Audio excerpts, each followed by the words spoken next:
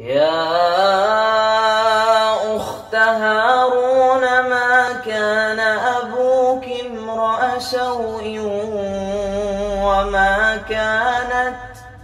وما كانت أمك بغيا فأشارت إليه قالوا كيف نكلم من كان في المهد صبيا قال إني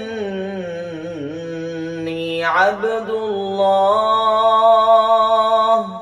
آتاني الكتاب وجعلني نبيا وجعلني مباركا أينما كنت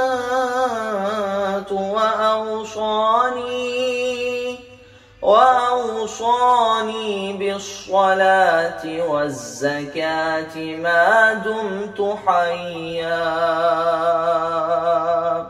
صدق الله العظيم.